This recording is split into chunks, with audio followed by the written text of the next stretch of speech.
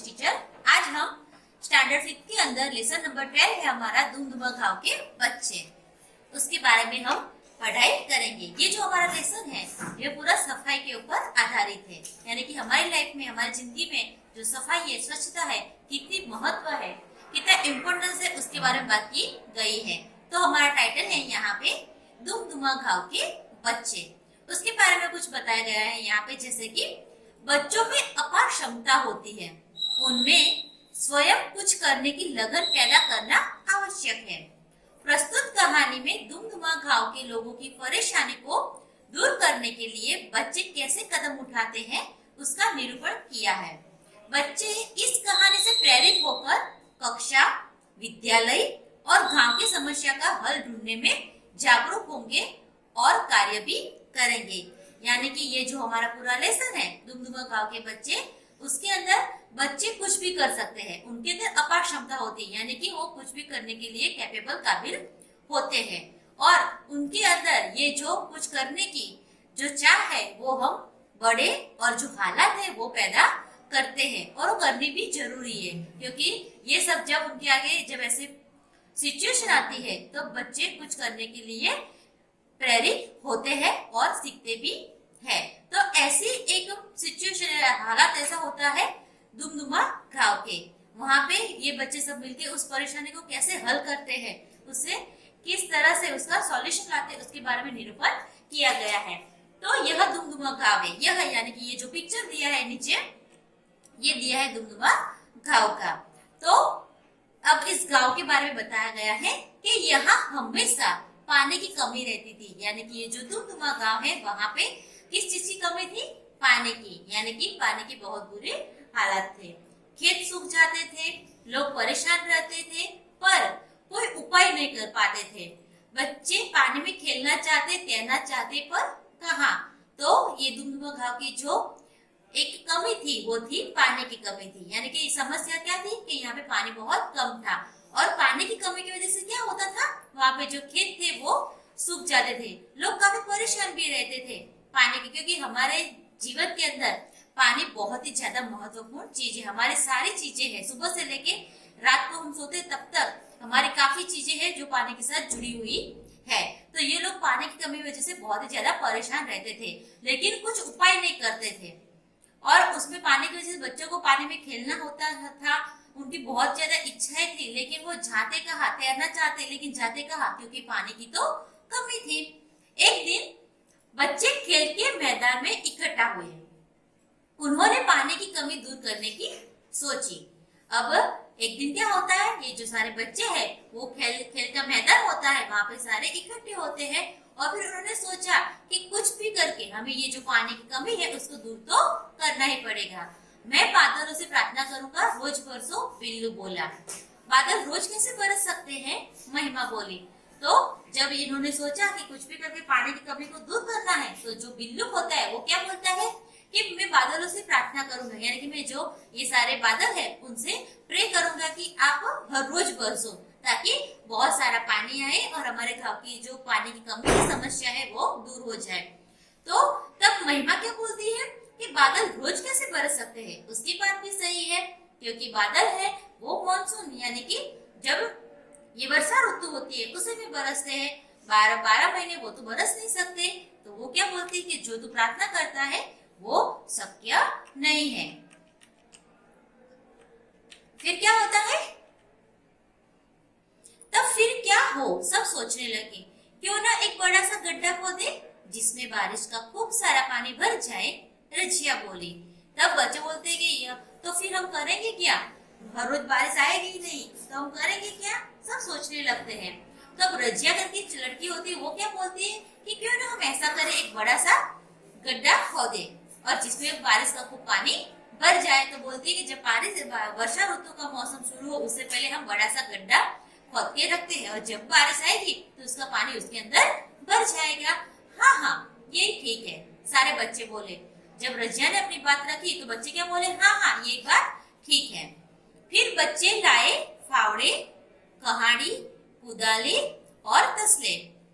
तो गड्ढा खोदने के लिए जो जो चीजें चाहिए थी, जैसे कि फावड़े, कड़ाही, कुदाले और तसले, ये सारी चीजें बच्चे लेके आते हैं। वे जमीन खोदते रहे, मिट्टी ढोते रहे, बाहर फेंकते रहे। बच्चों को काम करते हुए गांव वालों ने भी देखा, वे भी बच्चों के साथ काम करने में जुट गए। इस तरह बना एक बड़ा सा तालाब। बरसात में उस तालाब में पानी भरा, पानी से खेतों की सिंचाई हुई, खेतों में मक्का और धान लहलहाए। तो बच्चों ने तो अपना काम करना शुरू कर दिया। उन्होंने मिट्टी खड्डा खोदना शुरू किया, मिट्टी को बाहर निकालते गए, बाहर फेंकते गए। और इस बच्चों को काम करते देखते हुए गांव वालों ने भी सोचा कि क्यों ना हमें भी बच्चों को मदद करें। तो वो भी बच्चों के साथ काम करने के लिए जुट जाते हैं। तो तब बड़ा खड्डा करते करते एक बहुत बड़ा मस्त सा अच्छा सा तालाब बन जाता है। और जब वर्षा ऋतु आती है, बारिश की ऋतु आती है, तब ये पानी में एक जो बड़ा तालाब था उसके अंदर पानी भर जाता है। और उसी पानी से ये लोग खेतों की सिंचाई करने लगे। और इसी सिंचाई की वजह से खेतों में मक्का और धान यानी कि अन्य अनाज लहलहाने लगा। लोग खुश हुए और बच्चे पानी में छपाछप खूब नहाए। पिक्चर में दिख रहा है ना, ये जो बच्ची तालाब की वजह से बारिश का पानी उसके अंदर भर गया, तो उनकी जो खेती थी वो भी अच्छी हुई, धान अच्छा हुआ, तो लोग भी खुश हुए। और पानी देख के बच्चों की जो उनकी इच्छा थी, ख्वाहिश थी कि नहीं हमें भी तालाब के पानी में तैरना है, वो भी उनकी पूरी हो गई। तो वो बच्चे बहुत ज्यादा खुश थे। और देखो पिक्चर के अंदर दिख रहा, चित्र के अंदर कि बच्चे पानी के तालाब के खूब मजे लेकर नहा रहे हैं। तो ये जो लेसन था हमारा यहाँ पे कंप्लीट होता है। उसके शब्दार्थ दिए हैं कि प्रार्थना यानी कि उपासना, विनती, पानी, जल, नीर, वारी, कमी यानी कि अभाव, परेशान, दुखी, व्याकुल, उपाय, युक्ति, तरकीब, बारिश, वर्षा, बरसात, धान, अन्न, यहाँ चावल, क्योंकि जहाँ ज्यादा पानी भरा होता है वहां चावल की फसल बहुत ही ज्यादा अच्छी होती है। उसके बाद इस लेसन पे आधारित उसका अभ्यास दिया है, जिसका पहला प्रश्न दिया है कि सोचकर बताइए। यहाँ पे हमें अपनी खुद की सोच रखनी है। तो यानी कि ये आपका क्वेश्चन है, पूरा का पूरा होमवर्क रहेगा। फिर भी मैं आपको एक बार समझा देती हूँ। जैसे कि आपके गांव या शहर में पानी के स्रोत कौन कौन से हैं? तो आप जहाँ पे रहते हो, जिस गांव में रहते हो, जिस शहर में रहते हो, वहां पे पानी के स्रोत कौन कौन से हैं, वो आपको अपने आप लिखना है। दूसरा है, हम पानी का उपयोग कहाँ कहाँ करते हैं? तो वो तो आप सब जानते हैं अच्छे से कि हम पानी का उपयोग कहाँ कहाँ करते हैं। तो उसके बारे में आपको खुद की सोच लिखनी है। तीसरे नंबर पे दिया है, पानी हमारा जीवन है, पानी का अपव्यय नहीं करना चाहिए। अब बताइए कि लोग पानी का अपव्यय कैसे करते हैं? तो पानी हमारे लाइफ के लिए बहुत ही ज्यादा महत्वपूर्ण है, इम्पोर्टेंट है।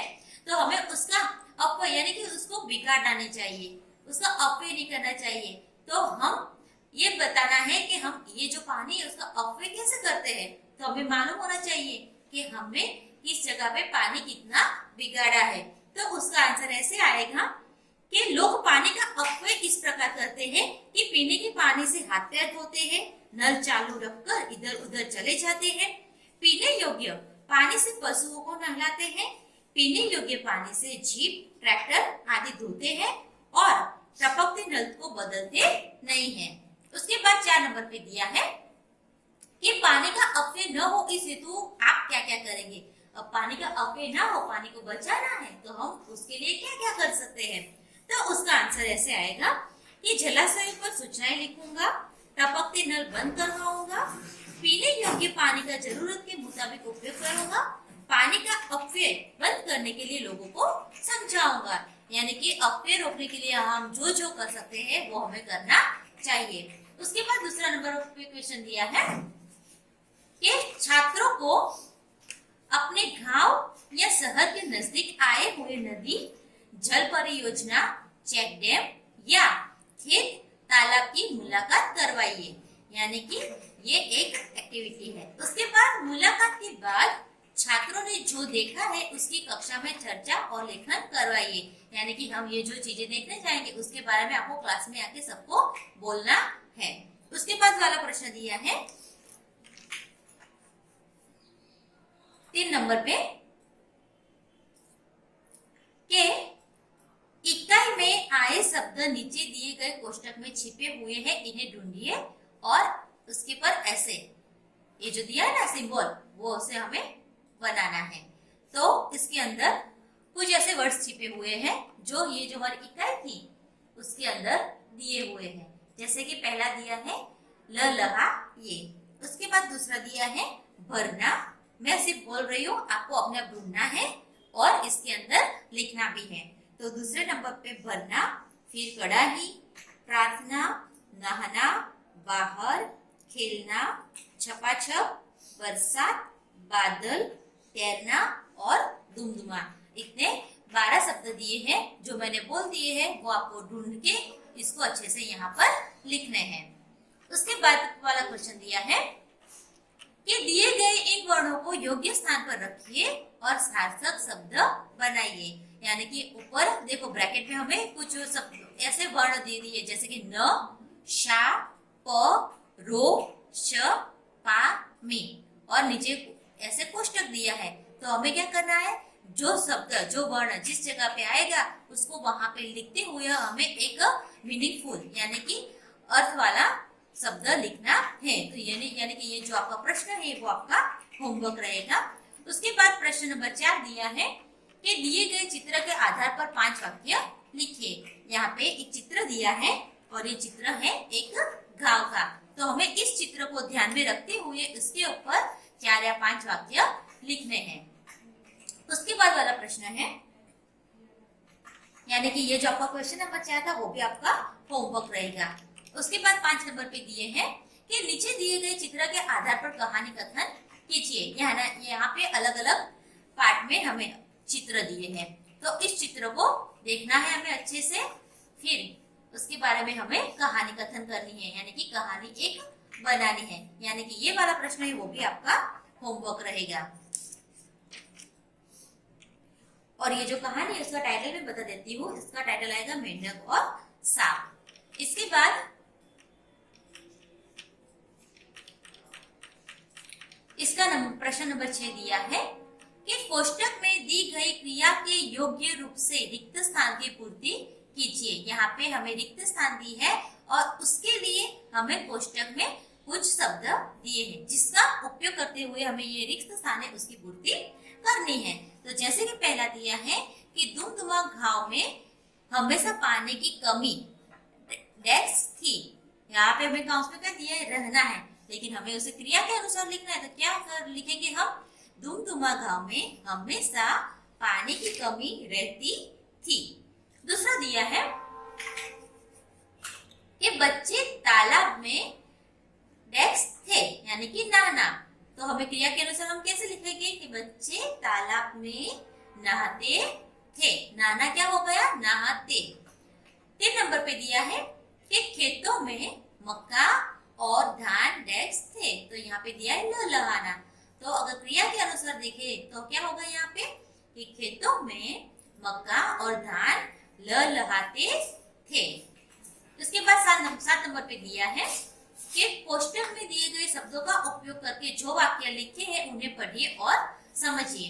यानी कि यहाँ पे हमें कुछ शब्द दिए हैं, लाल, सफेद, तीन, सुंदर। अब उसमें एक वाक्य दिया है जैसे कि खेत में गाय चरती है। तो ये जो 4 शब्द है उसका उपयोग करके यहाँ पे बनाया गया है कि खेत में लाल गाय चरती है, खेत में सफेद गाय चरती है, खेत में 3 गाय चरती है और लास्ट में दिया है खेत में सुंदर गाय चरती है। यानी कि ये जो 4 शब्द है उसका उपयोग करके वाक्य बनाया गया है।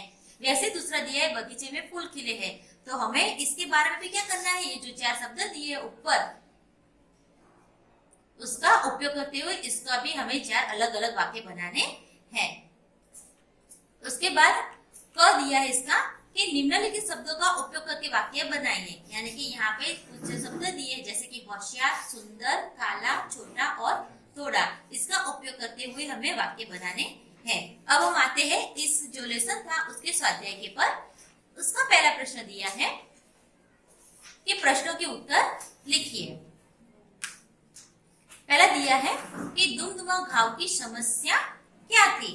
तो उसका उत्तर आएगा कि दुमदुमा घाव की समस्या थी कि वहां हमेशा पानी की कमी रहती थी। दूसरे नंबर पे दिया है कि पानी की कमी के कारण बच्चे क्या क्या नहीं कर पाते थे। तो उसका उत्तर ऐसे आएगा कि पानी की कमी के कारण बच्चे पानी में खेल या तैर नहीं पाते थे। 3 नंबर पे दिया है कि रजिया ने पानी की कमी दूर करने के लिए क्या उपाय बताया? तो उसका उत्तर ऐसे आएगा, रजिया ने पानी की कमी दूर करने के लिए एक बड़ा सा गड्ढा खोदने के लिए कहा। 4 नंबर पर है कि जमीन खोदने के लिए बच्चे कौन कौन से साधन लाए थे? तो उसका उत्तर आएगा कि जमीन खोदने के लिए बच्चे फावड़े, कड़ाही, कुदाले और तसले लाए थे। 5 नंबर पे दिया है कि तालाब में बरसात का पानी भरने से दुमदुमा घाव को क्या फायदा हुआ? तो उसका उत्तर आएगा कि तालाब में बरसात का पानी भरने से दुमदुमा घाव को बहुत फायदा हुआ, जैसे कि खेतों की सिंचाई हुई और खेतों में मक्का और धान बड़ी मात्रा में लहलहाने लगे। उसके बाद का प्रश्न दिया है, प्रश्न नंबर 2 है कि निम्नलिखित वाक्य कौन कहता है? यहाँ पे कुछ वाक्य दिए हैं, वो वाक्य कौन कहता है उसके बारे में हमें लिखना है, जो हमारा लेसन था उसके आधारित। तो पहला दिया है कि मैं बादलों से प्रार्थना करूंगा रोज बरसो। तो ये वाक्य कौन बोल रहा था?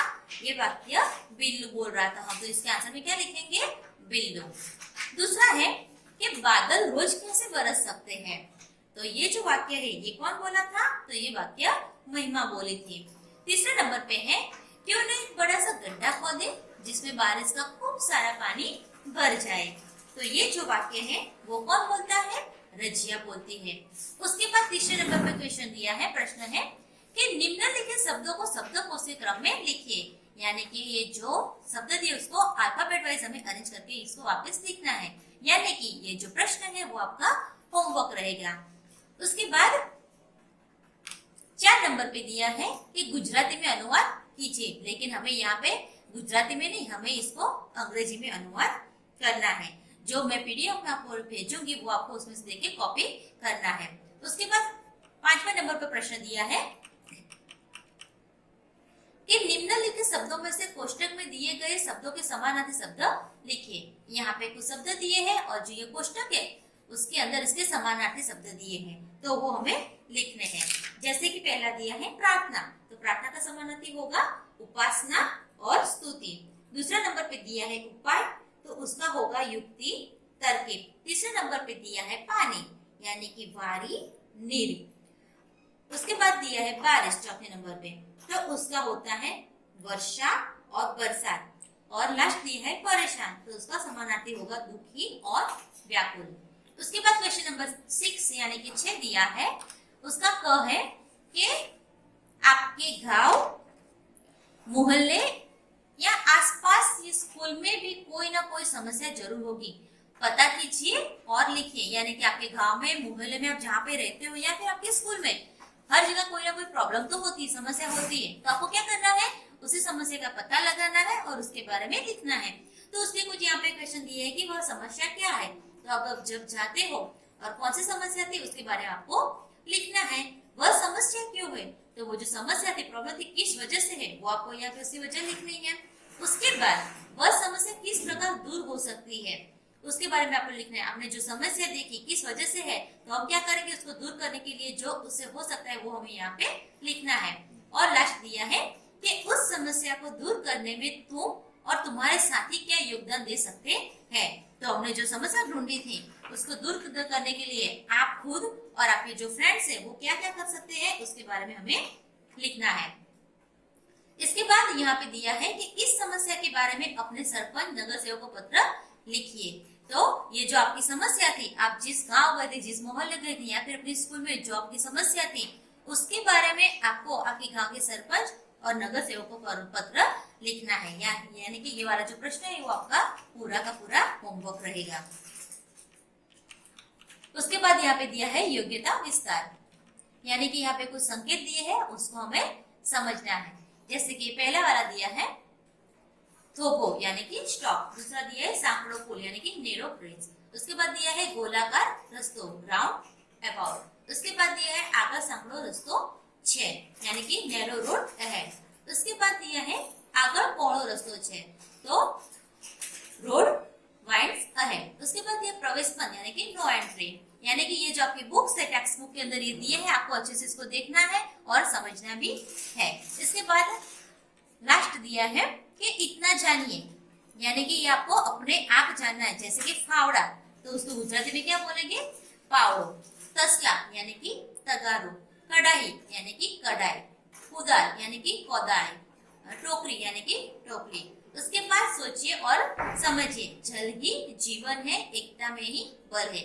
ये दो कहावतें हैं, इसके बारे में हमें अच्छे से सोचना है और समझना भी है। यानी कि हमारा ये जो लेसन था, लेसन नंबर 12 दुमदुमा गांव के बच्चे, जो एक हमारे लिए इंस्पिरेशन की तरह था, वो लेसन आपका यहाँ पे कंप्लीट होता है। Thank you.